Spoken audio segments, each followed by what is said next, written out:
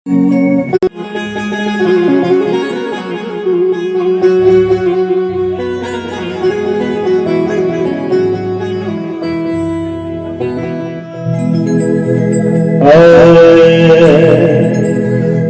जब भी कोई गम मेरे राम मुझे सताता है, जब भी कोई गम मेरे राम मुझे सताता है, मेरा ही नाम नहीं हुआ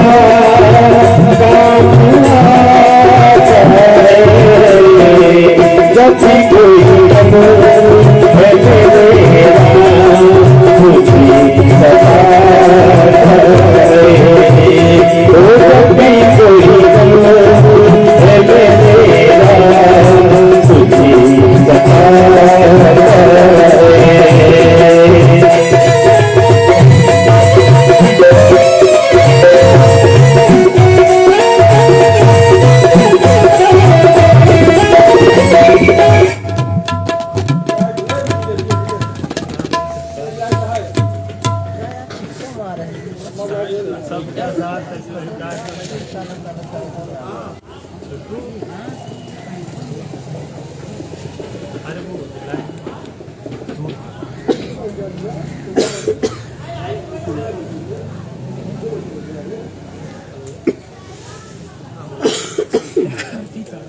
बटन ऑन करो माता पूछना ले गलवाए तो पूछा उछा ना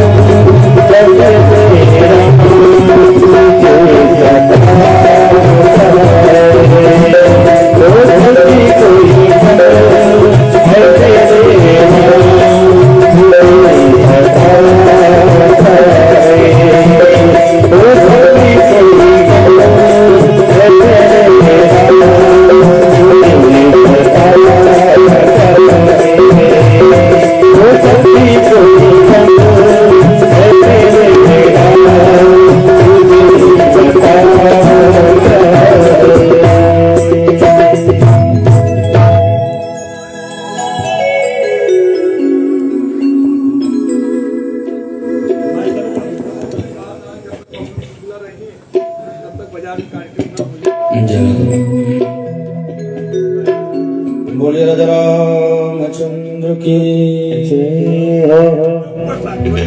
काशी विश्वनाथ भगवान की जय। वीर हरवंश महाराज की जय। अज्ञान तिमिरांधस्य ज्ञानांजन शलाकया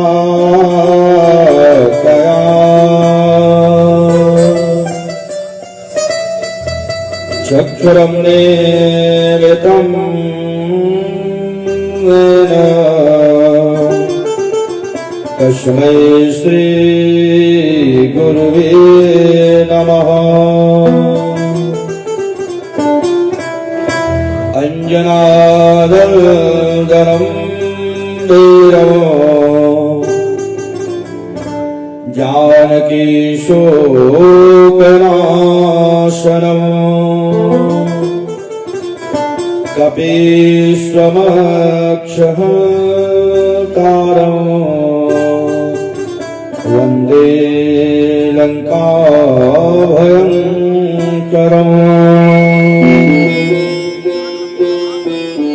गङ्गातरङ्गरमणीयजटाकलापम् गौरी निरन्तरविभूषितवामभागम् नारायणप्रियमनङ्गमदापहारम् वाराणसीपुरपतिं भज विश्वनाथम्। या देवी सर्वभूतेषु मातृरूपेण संस्थिता नमस्तस्यै नमस्तस्यै नमस्तस्यै नमो नमः। बंदहु श्री तुलसी के चरण जिनकी जगताज कलि समुद्र बोलते लखो दुर्जो शब्द जहाज जिनके रुचिर ग्रंथ को पढ़कर लाखों हुए सुगामी शुभारंभार नमामि तुम्हें श्री तुलसीदास गोस्वामी। बोले सच्चिदानंद भगवान की जय। इको बढ़ाओ बिल्कुल सादा किया अकारण करुणा वर्णालय भक्तवान शांत करो। श्री राघवेंद्र सरकार की महती कृपा से प्रभु के ही वांगमय श्लोक श्री रामचरितमानस साप्ताहिक कथा में हम सब विगत दिनों से मर्यादा पुरुषोत्तम भगवान श्री राम जी के इस पावन चरित्र की भागीरथी में अवगाहन कर रहे हैं।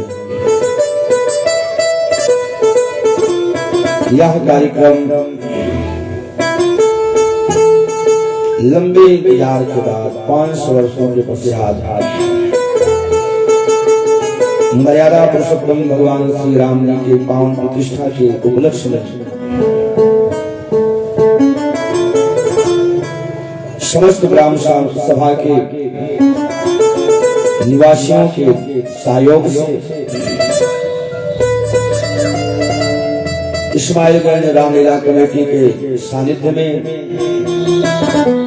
भगवान भोलेनाथ की छत्र छाया में एक कार्य चल रहा है। हम सब इस पंचम दिवस की पावन बेला में भगवान के पावन चरित्र की भागीरथी में अवगाहन करने के लिए उपस्थित हैं।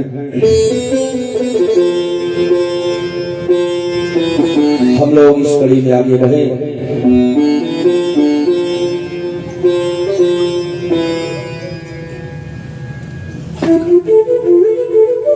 कहना है उनको कि जो 7 दिन के जजमान रहने इतना है और मतलब इतना है। हाँ, अभी 2 दिन के बाद मिली और महारुद्राभिषेक वाले दिन मुख्य जजमान राकेश मिश्रा जी और और उसके अलावा साप्ताहिक जजमान, उसके बाद जो भी कलश उठाए थे वो और जो भी भक्तगण करना चाहे कब बोल दें आप। अच्छा, ये जो चला है हाँ, 16 तारीख के एंड है, 17 की 18 इस साप्ताहिक श्री राम कथा के साथ साथ भगवान भोलेनाथ की छत्र छाया में एक कार्यक्रम चल रहा है। इस कार्यक्रम के अंतर्गत 16 जनवरी को भगवान शिव के अभिषेक के कार्यक्रम में हाई कमान इस्माइलगढ़ रामलीला कमेटी के हाई कमान माननीय राकेश मिश्रा जी भगवान शिव का अभिषेक करके उनका आशीर्वाद प्राप्त किया। 7 दिन कर रहे हैं। तब से अनवरत पूरे सप्ताह माननीय राकेश मिश्रा जी भगवान शिव का अभिषेक करके आशीर्वाद प्राप्त कर रहे हैं।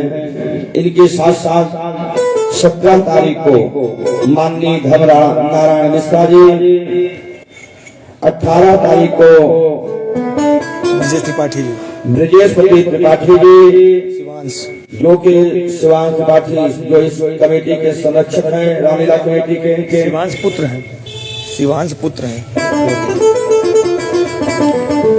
19 तारीख को आशीष के सरवानी जी, जिन्होंने भगवान शिव का आज अभिषेक करके आशीर्वाद प्राप्त किया। कल की तारीख में राजेश कुमार गुप्ता जी, जो कि संरक्षक हैं इस रामलीला कमेटी के, वो करेंगे भगवान शिव का अभिषेक करके आशीर्वाद प्राप्त करेंगे। साथ साथ हाई कमान माननीय राकेश मिश्रा जी अनवरत 16 तारीख से भगवान शिव का अभिषेक करके भगवान शिव का आशीर्वाद प्राप्त कर रहे हैं। 22 तारीख में जिस दिन भगवान श्री राम अयोध्या में प्रतिष्ठित होंगे, उस 22 तारीख में मुख्य यजमान की भूमिका में माननीय श्री राकेश मिश्रा जी, जो कि साप्ताहिक भगवान शिव का अभिषेक कर रहे हैं। इनके साथ साथ सभी माताओं ने, जिन्होंने शिव के सानिध्य में इस चल रही श्री राम कथा की कलश यात्रा में कलश लेकर के ग्राम का भ्रमण किया और कलश यात्रा में की शोभा बढ़ाई, वे सभी मातृशक्तियां, गांव के जो भी सदस्य हैं, जो भी श्रद्धालु भक्तगण हैं, 7 जजमान जो और जिन्होंने अनवरत इस कार्यक्रम के साथ साथ अभिषेक अभी तक किया है, वे सभी भगवान शिव का पार्थिव बनाकर और भगवान शिव के सानिध्य में बैठकर 22 तारीख को भगवान की प्रतिष्ठा के उपलक्ष्य में भगवान शिव का पूजन, पार्थिव पूजन एवं अभिषेक करके भगवान शिव की कृपा के पात्र बनेंगे और इस भव्य उत्सव के भागीदार बनके भगवान श्री राम बाबा भोलेनाथ की कृपा पात्र बनकर अपने जीवन को सार्थक करेंगे। धन्यवाद। हम लोग इस कड़ी में प्रवेश करें। आइए दो बार मन और वाणी को पावन करने के लिए प्रभु के पावन नाम का उच्चारण।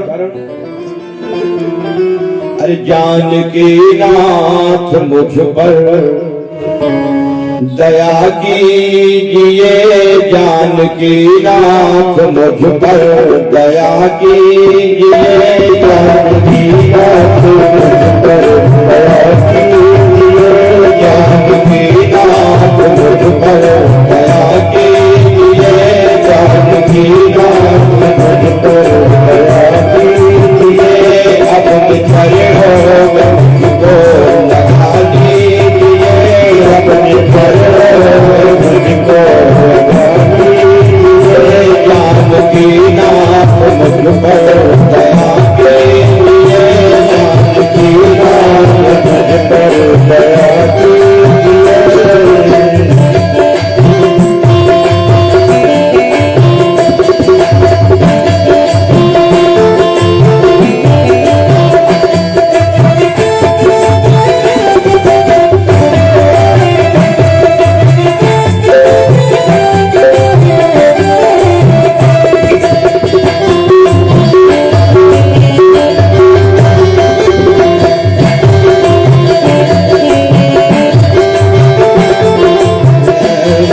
तुम्हारी शरण में पड़ा हूँ प्रभु, मैं तुम्हारी शरण में पड़ा हूँ प्रभु, मैं तुम्हारी शरण में पड़ा हूँ प्रभु, मैं तुम्हारी शरण में पड़ा हूँ प्रभु, द्वार पर मैं तुम्हारे खड़ा हूँ प्रभु, द्वार पर मैं तुम्हारे खड़ा हूँ, द्वार पर मैं तुम्हारे खड़ा हूँ प्रभु, द्वार पर मैं तुम्हारे खड़ा हूँ प्रभु, अपनी भक्ति हमको लगा लीजिए, अपनी भक्ति हमको लगा लीजिए, अपनी भक्ति हमको लगा दीजिए, अपनी भक्ति हमको लगा दीजिए, जानकी नाथ मुझ पर दया कीजिए, जानकी नाथ मुझ पर दया कीजिए।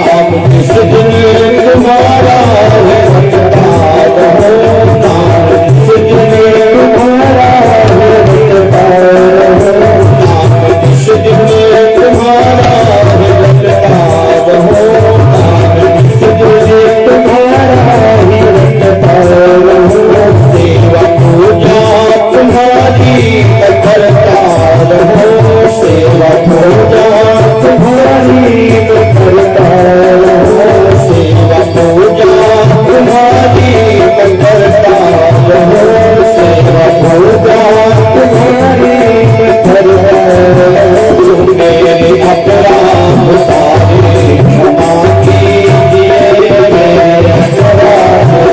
सारे क्षमा कीजिए, मेरे अपराध सारे क्षमा कीजिए, मेरे अपराध सारे क्षमा कीजिए, जानकी नाथ मुझ पर दया कीजिए, जानकी नाथ मुझ पर दया कीजिए।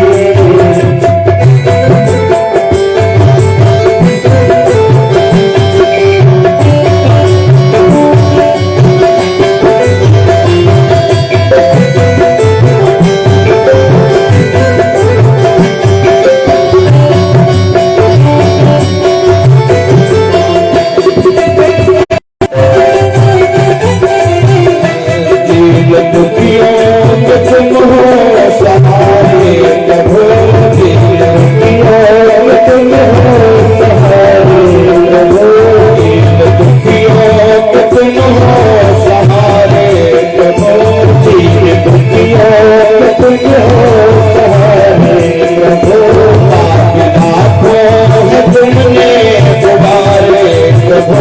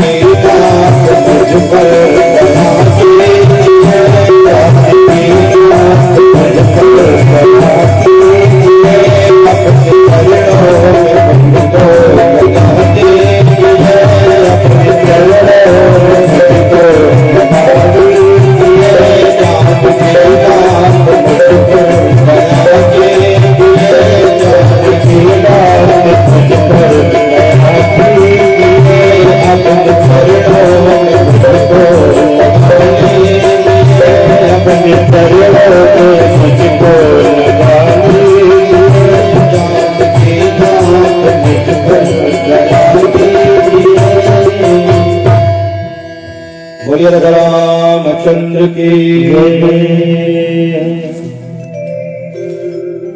भक्त कहता है कि प्रभु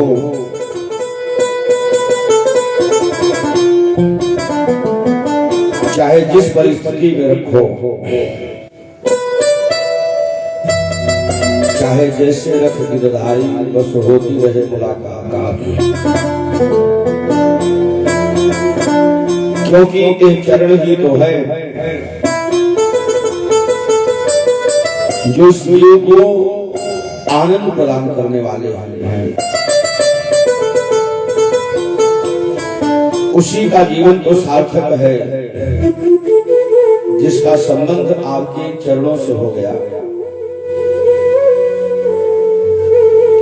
इसलिए भक्त कहता है कि कुछ मिले न मिले, आपके जीवन में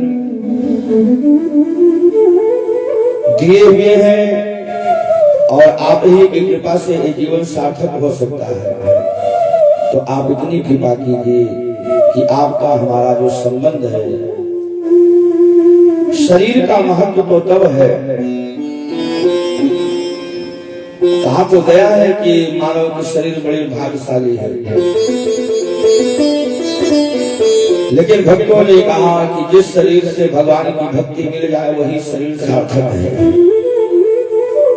काक भुसुंडी जी को काक शरीर से भगवान की भक्ति मिल गई, कहते हैं यही शरीर मेरे लिए बढ़िया है।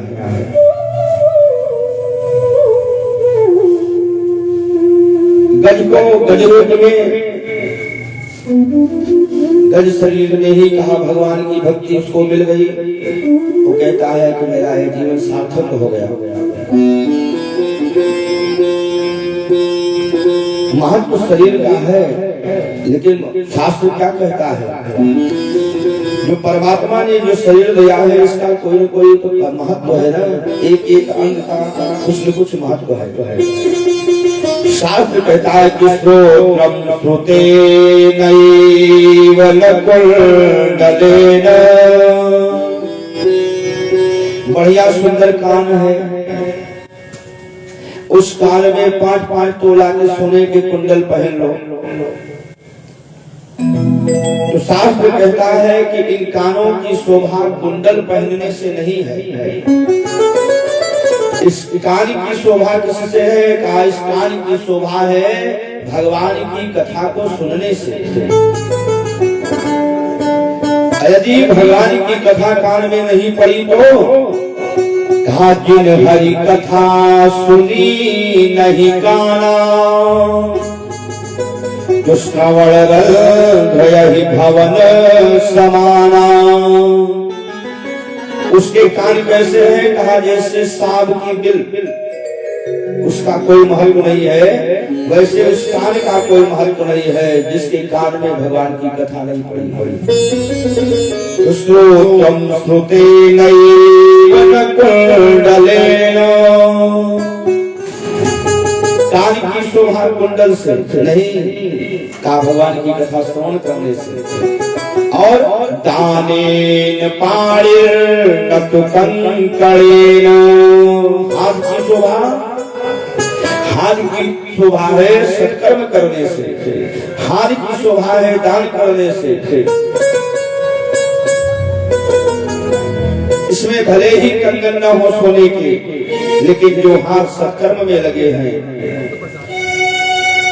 जो कर्म करके परोपकार में लगे हुए हैं, जो परहित में जो लगा हुआ है, जो हाथ किसी गिरे हुए को उठा रहा है, जो धर्म में अपने को जोड़ करके रखा है। क्योंकि इस कलयुग में देखिए 4 युग हैं और चारों युग में कभी सत्य है, कभी दया है, कभी तपस्या है और कभी दान है। ये 4 चीजें हैं। तो कलयुग में लोग कैसे अपना कल्याण करेंगे? सतयुग था, लोग सत्य का पालन करते थे, जैसे हरिश्चंद्र आदि हुए। सत्य का निर्वाह करने के लिए तीनों प्राणी बिक गए, लेकिन सत्य का पालन किया। उस समय धर्म का प्रधान अंग सत्य ही था। त्रेता में कभी तपस्या है, साधना है, कभी दया है, और कलयुग में का प्रगट धर्म के 4 पद। धर्म के 4 पैर हैं कि प्रगट धर्म के 4 पद और कली महा एक प्रधान। कलयुग में 3 पैर, जैसे 3 युग बीतते गए, वैसे कहा धर्म के पैर एक एक करते चले गए।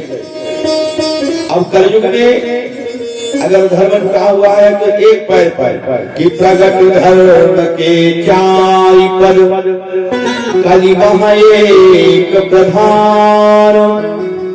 जेल के नदी भी दान करे कल्याण।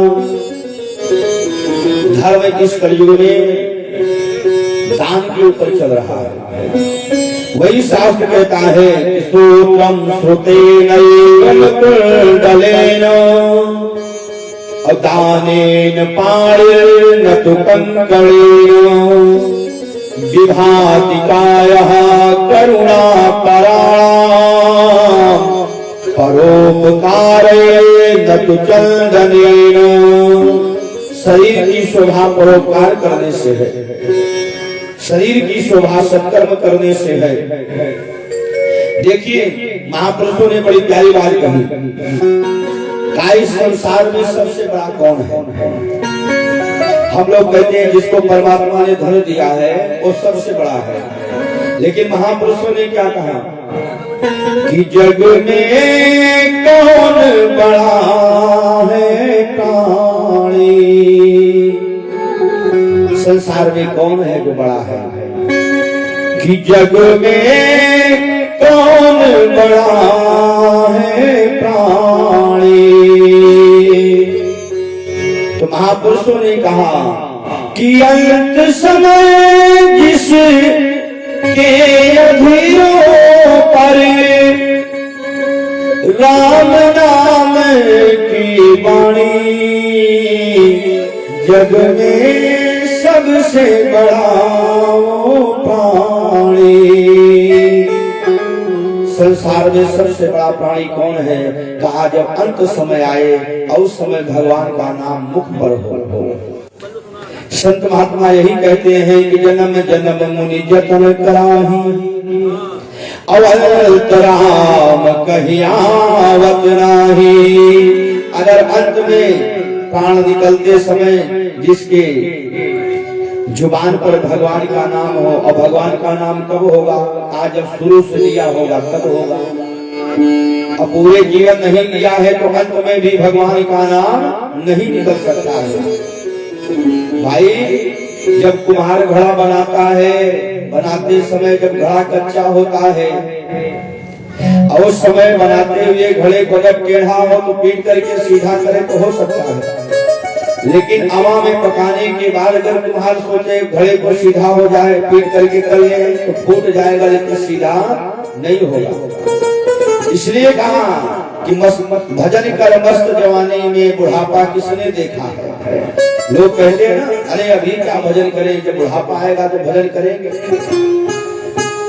महापुरुषों ने कहा कि जब अगर समय से नाम लिया है तभी अंत में नाम आएगा, अन्यथा नाम नहीं आएगा। तो सबसे बड़ा प्राणी वही है अंत समय में जिसके जीवा पर प्रभु का नाम हो।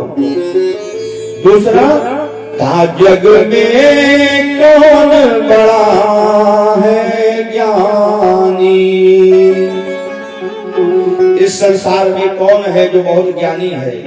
लोग कहते हैं हम चारों वेद जानते हैं, सारे शास्त्र पुराण की बातें जो मुझसे जहां से चाहे वहां से पूछ रखता है, हर ग्रंथ हमको कंठस्थ है, इतना ज्ञान मेरे पास है। लेकिन महापुरुषों ने कहा वो ज्ञान ज्ञान नहीं है। कहा फिर, का जग में कौन बड़ा है ज्ञानी, राम नाम दो आखिर पढ़े कर, इस राम नाम का जप करके कि राम नाम दो आखिर पढ़े कर, अरे मेट दयानी जानी, जग में सबसे बड़ा है ज्ञानी। ज्ञानी कौन है? का जो भगवान का नाम लेकर के, और जो बार बार जन्म लेना पड़ रहा है, बार बार शरीर छोड़ना पड़ रहा है ना, ये सबसे बड़ा कष्ट है। हमारे यहाँ के जीवन में कोई समस्या आती है, हम लोग कहते हैं बहुत कष्ट है, लेकिन बाबा तुलसी कहते हैं जानते हो सबसे बड़ा कष्ट क्या है इस संसार में? शरीर धारण करना और शरीर छोड़ना। एक जीव शरीर धारण करता है, तो इस शरीर को धारण करने में भी कितनी वेदना है। कहा अगर किसी को बीछी मारा हो तो उसको पता होगा कि बीछी मारने का दर्द क्या होता है। एक भिक्षु जब किसी को डंक मारती है तो 24 घंटे व्यक्ति रोता रहता है। बाबा तुलसी कहते हैं कि जीवन और मृत्यु में कितना कष्ट होता है। गरुड़ पुराण में भगवान नारायण गरुड़ जी से कहते हैं कि गरुड़, जब किसी को 100 बिच्छुओं का डंक एक साथ लग जाए, 100 बिच्छू एक साथ मारे, और जितना दर्द होता है, जब इतना दर्द होता है तब ये जीव गर्भ से बाहर आता है, और इतनी पीड़ा होती है तब ये शरीर को आत्मा त्यागती है। इसलिए बाबा तुलसी कहते हैं कि जन्मत मरत दुसहा दुख होई, दुख नहीं है का दूसरा दुख है। तो ज्ञानी कौन है? 4 वेद जानो न जानो, शास्त्र पुराण जानो न जानो, माला जपी की नहीं जपी, तीर्थ में गए कि नहीं गए, लेकिन जिस परमात्मा से संबंध जोड़ना था अगर उससे संबंध जुड़ गया, आवागमन के बंधन को आपने तोड़ दिया, तो समझ लो आप सबसे बड़े ज्ञानी हो। राम नाम दो आखिर पढ़ कर, मेट दयानी जानी, जग में सबसे बड़ा है ज्ञानी। फिर कहा अगला, का जग में कौन बड़ा सन्मानी, ओह कौन व्यक्ति है जो इस संसार में सबसे ज्यादा सम्मानित है। लोग कहते हैं अरे हम तो जाते हैं तो राष्ट्रपति भी हमारा सम्मान करता है, मुख्यमंत्री भी सम्मान करता है, लेकिन महापुरुषों की दृष्टि में महापुरुषों ने कहा कि इस संसार में सम्मानित व्यक्ति कौन है? का अंत समय जिसके मुख में हो, अंत समय जो मुख में पाए, गंगा जी का पानी, जग में सबसे बड़ा सन्मानी। लोग कहते हैं ना कि बेचारा मर गया लेकिन अंत में उसके मुख में कोई गंगा जल डालने वाला भी नहीं मिला। तो कहा कि सबसे बड़ा सम्मान क्या है? कहा जिस समय प्राण कंठगत हो और उस समय आपके मुख में कोई गंगा जल और तुलसी का पत्र डालने वाला हो, इससे बड़ा सम्मान दूसरा नहीं है। जिसके मुख में गंगा जल हो, तुलसी पत्र हो, जब वो शरीर छोड़ता है तो आवागमन के बंधन से मुक्त हो जाता है। इससे बड़ा और कोई सम्मान कुछ नहीं है। और जग में कौन बड़ा है ध्यानी? ध्यान करने वाला सबसे बड़ा कौन है? कि जग में कौन बड़ा है ध्यानी? अंत समय किसके सन्मुख हो, राम रूप निर्वाणी। जग में सबसे बड़ा वो ध्यानी। सबसे बड़ा ध्यानी कौन है? कहा जैसे जटायु महाराज जब शरीर छोड़ रहे हैं तो उनको भगवान की गोदी में लिए हुए हैं। इससे बड़ा ध्यान क्या होगा? भगवान सामने भीष्म पितामह है, शरीर छोड़ रहे हैं, उनके सामने भगवान श्री कृष्ण खड़े हैं।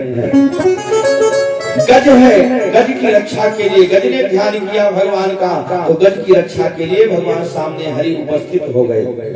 इससे बड़ा ध्यानी कौन होगा? जो अंत समय में जिसके सामने भगवान हो, उसी का ध्यान सार्थक है। कल हम लोग श्रवण कर रहे थे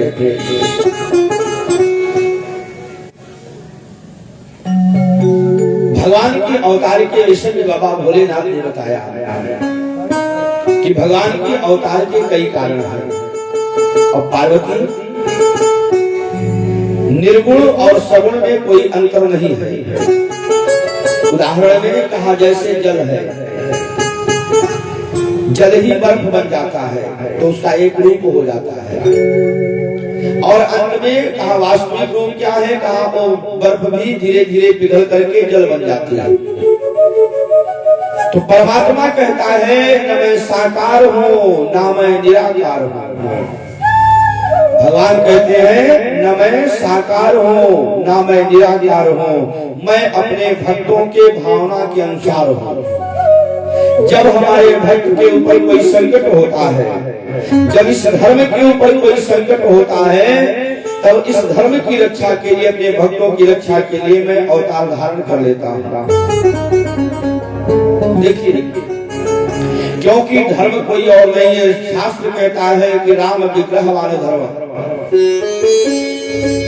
परमात्मा ही साक्षात धर्म का स्वरूप है। धर्म ही परमात्मा है और परमात्मा ही धर्म है। और उसी धर्म का नाम है सत्य सनातन धर्म। जो सत्य है, सनातन है और पुरातन है। आजकल अनेकों पंथ हैं, अनेकों रास्ते हैं, अनेकों धर्म हो गए हैं, लेकिन जितने भी धर्म हैं, कहा वो सारे धर्मों का जो जनक है वो है सत्य सनातन धर्म। उदाहरण में आजकल के धर्मों की स्थिति ऐसी ही है। कहा जैसे कोई लौकी का पौधा था, लौकी का पौधा एक बरगद के वृक्ष के पास निकला। अब धीरे धीरे वो बरगद के सहारे वो लौकी का पौधा ऊपर तक गया। अब जहां तक लौकी का पेड़ था, कहां की स्थिति थी, वो बरगद को पकड़ करके ऊपर तक तो गई। और जहां बरगद की ऊंचाई खत्म हो गई तो लौकी का पौधा ऐसे झुक गया। ऊपर कहां जाएगा? और जब लौकी का पौधा ऐसे झुक गया तो मानो लौकी का पौधा उस बरगद के वृक्ष से पूछ रहा है कि भैया एक बात बताओ कि तुम्हारी अवस्था कितनी हुई? तो उस बरगद के वृक्ष ने कहा कि हमारी अवस्था 500 साल की है। तो लौकी कहती है कि 500 साल की अवस्था में इतने बड़े हो पाए? हमको देखो 1.5 महीना हुआ अभी और तुमसे 2 हाथ बड़ी हो गई और तुम 500 साल में इतने बड़े हुए।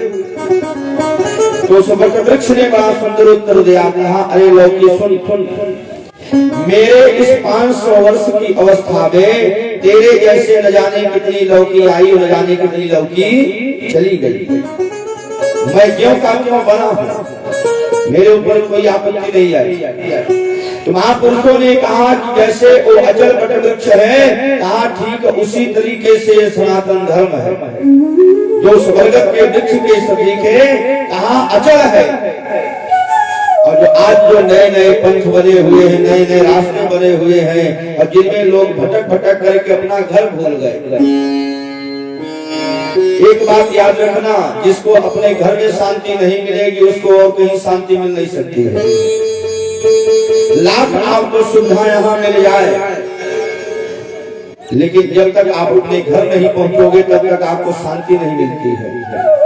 ठीक वैसे ही हमने जो जीवन यात्रा शुरू किया है, जहाँ से शुरू किया है, जब तक हम अपने उस गंतव्य तक नहीं पहुंचेंगे तब तक हमें जीवन में सुख नहीं मिलेगा, हमें शांति नहीं मिलेगी। भगवान शिव कहते हैं कि पार्वती, भगवान अवतार क्यों लेते हैं? अगर कोई जानना चाहे, कोई कहता है कि रावण के लिए आए, कोई कहता है राक्षसों का संहार करने के लिए आए। भगवान शिव कहते हैं कि पार्वती, जिसके इशारे मात्र से संसार का बनना और संसार का बिगड़ना है, भृगुटी विलास सृष्टि लय होई। तो उस परमात्मा को रावण के लिए या दैत्यों के आने की आवश्यकता नहीं है। भगवान शिव कहते हैं कि हरि अवतार है तुझे ही होई, और युद्ध में थम कही सके न कोई कह नहीं सकता है कि भगवान क्यों आते हैं। भगवान शिव राम जी के अवतार के कारण बता रहे हैं। अगला कारण भगवान कहते हैं, शिव जी, पार्वती, ये तुम्हारा जो प्रश्न है उसी प्रश्न का उत्तर मैं देने चल रहा हूँ। तुम पूछ रही थी कि जो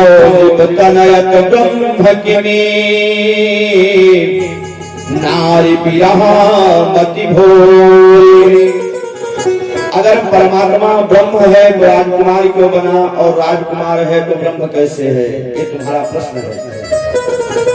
तो भगवान उस निराकार शरीर का त्याग करके भगवान राजकुमार क्यों बने, क्यों उन्होंने अयोध्या में जन्म लिया, मैं तुम्हें बताने चल रहा हूँ। स्वयं भुव मनुवरो शतरूपा, और जिहते भई नर सृष्टि अनुपा। पहले मानसिक सृष्टि होती थी, मन से संकल्प कर लेते थे, संतानें उत्पन्न हो जाती थी। तो जो मैथुनी सृष्टि की रचना हुई, तो मैथुनी सृष्टि की रचना मनु और शतरूपा से हुई। ब्रह्मा जी के शरीर के द्वारा ही मनु और शतरूपा का प्राकट्य हुआ। मनु शतरूपा के 2 बेटे हैं और 3 बेटियां हैं। देखिए, जब इस सृष्टि की रचना प्रारंभ हुई, मैथुनी सृष्टि की रचना जब शुरू हुई, तो जानते हो सबसे पहले कौन आया? कहा सबसे पहले मनु महाराज के बेटियां हुई 3, उसके बाद बेटे 2 हुए। जब सृष्टि का शुभारंभ हुआ तो इस सृष्टि के प्रारंभ में पहले बेटियां ही आई।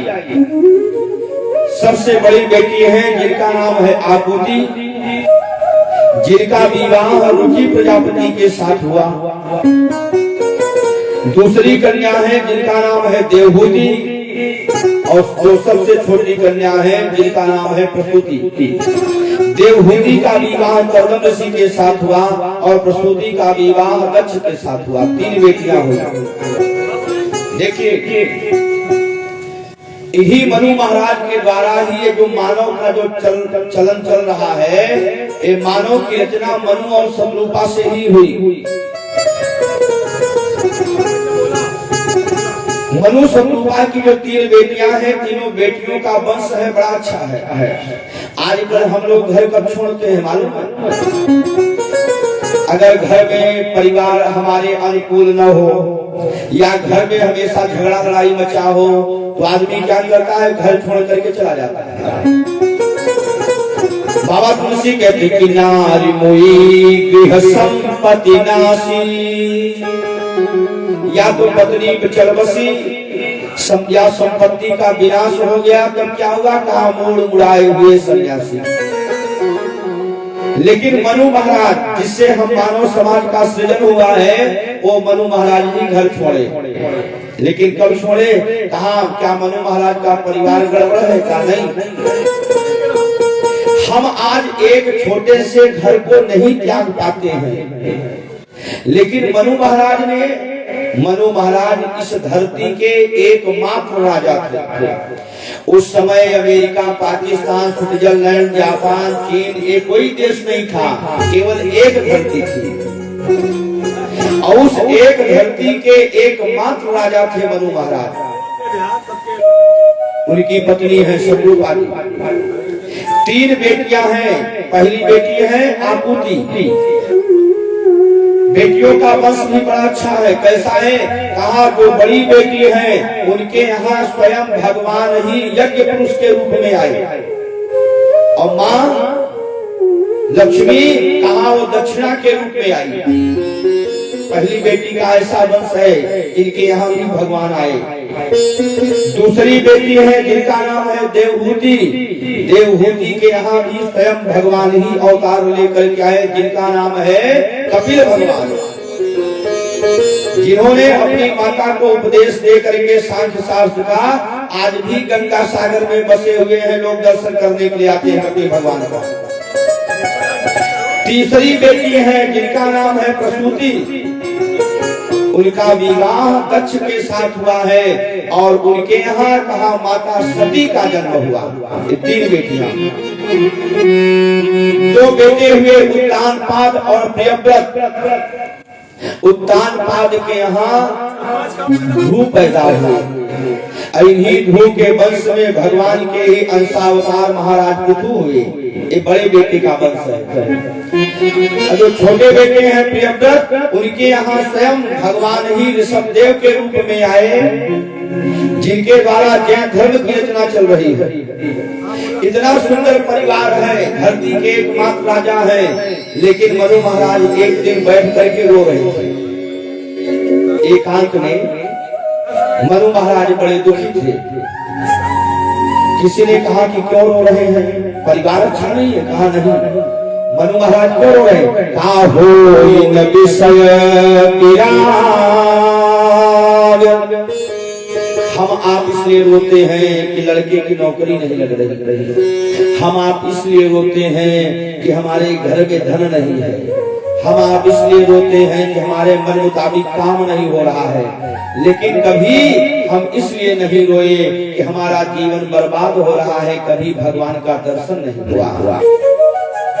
मनु महाराज क्यों रो रहे हैं? कि होई न विषय विराग, भवन बसत भा चौथपन, हृदय बहुत दुख लाग, जन्म गयो हरि भगति बिना। ये जो मेरा जीवन है भक्ति के बिना व्यतीत हो गया। 3 पन चला गया, 4था पन आ गया। एक बात सुनो, अगर ज्यादा कुछ नहीं आता होगा तो गिनती तो 100 तक की सबको आती है। आती है कि नहीं आती है? 100 तक की गिनती आती है कि? कभी उस 100 तक की गिनती जो हमने पढ़ा है कक्षा 1 से, और पूरे जीवन में 100 तक की गिनती काम दे रही है। कभी उस गिनती के विषय में सोचा कि गिनती क्या कह रही है? 1 से 100 तक की गिनती भी हमें ज्ञान दे रही है। ध्यान से देखिए, 1 से 10 तक की जो गिनती है, भगवान कहते हैं कि तुम्हारी जो अवस्था है 100 साल की अवस्था भी तुम्हारी है। तो कहा कि अगर 10 वर्ष तक अगर भगवान का भजन नहीं किया तो भगवान कहते हैं कोई बात नहीं है, बचपना में चला गया 10 साल।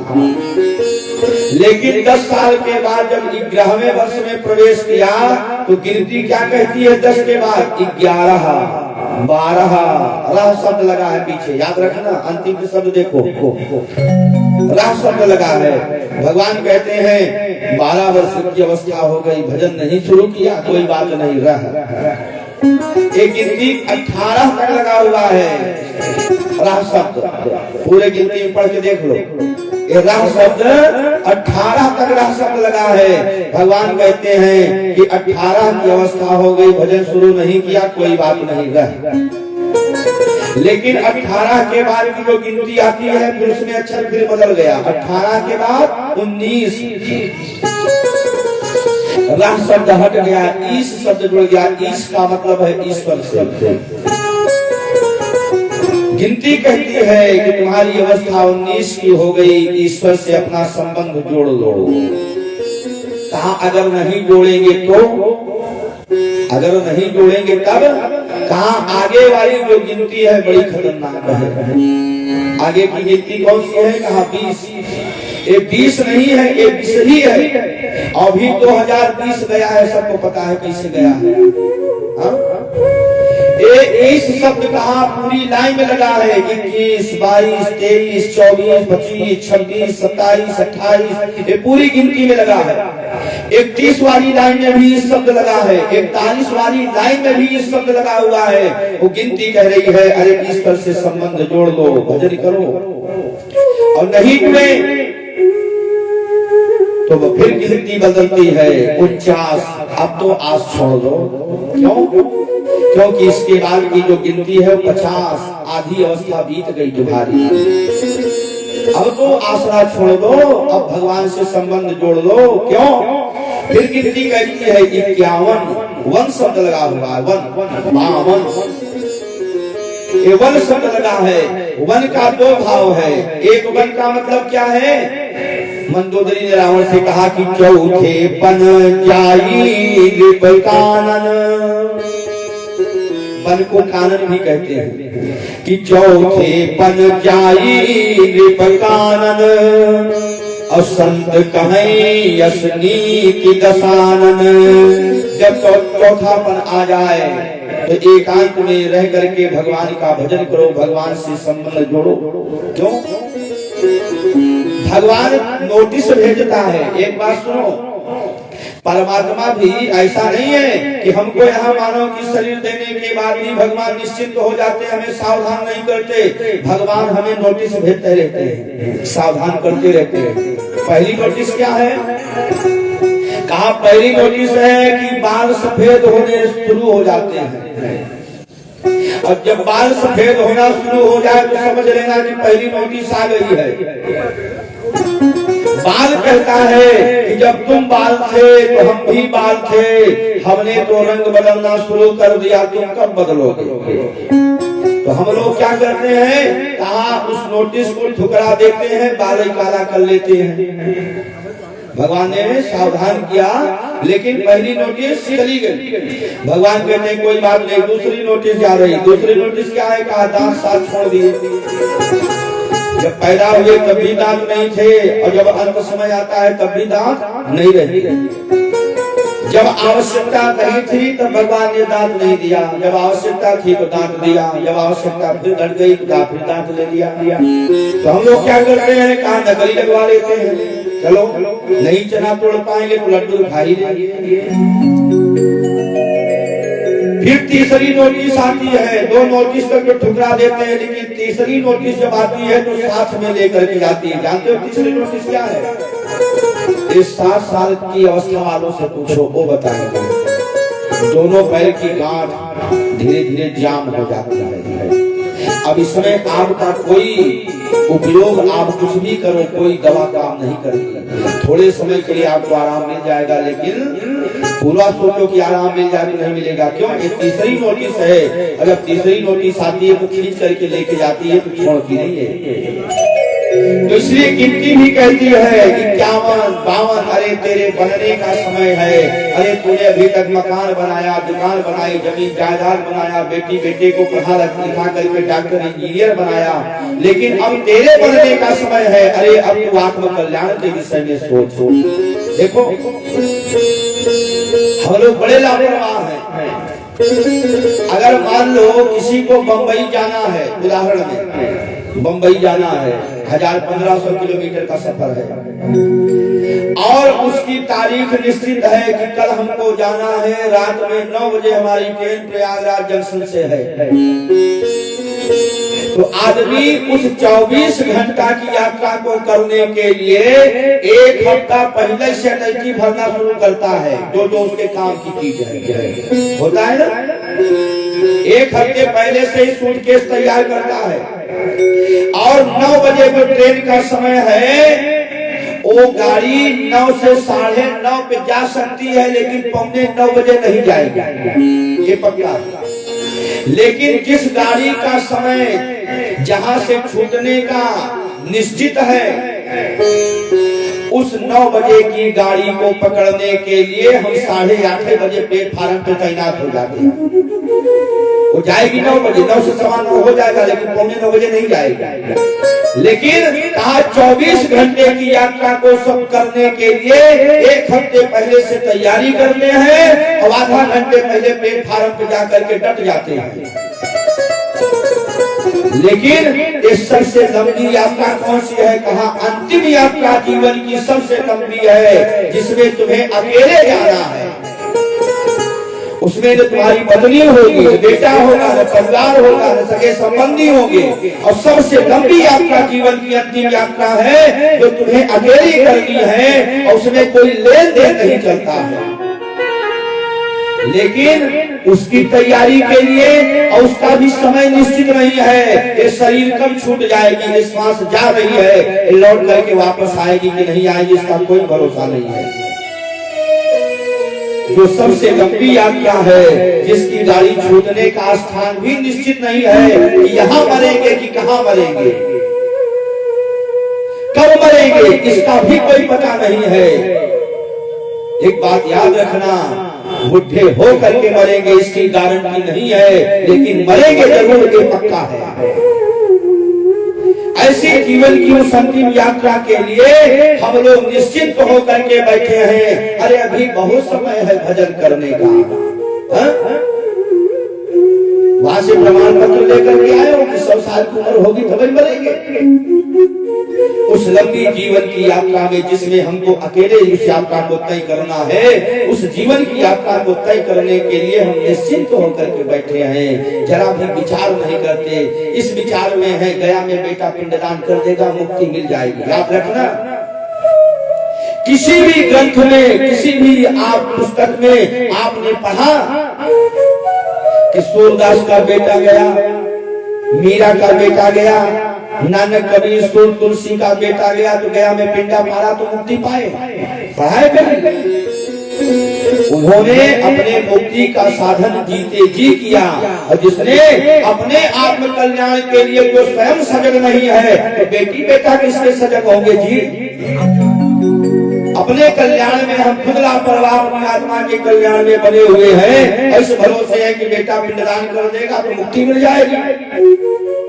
एक बात याद रखना, असली पिंडदान क्या है?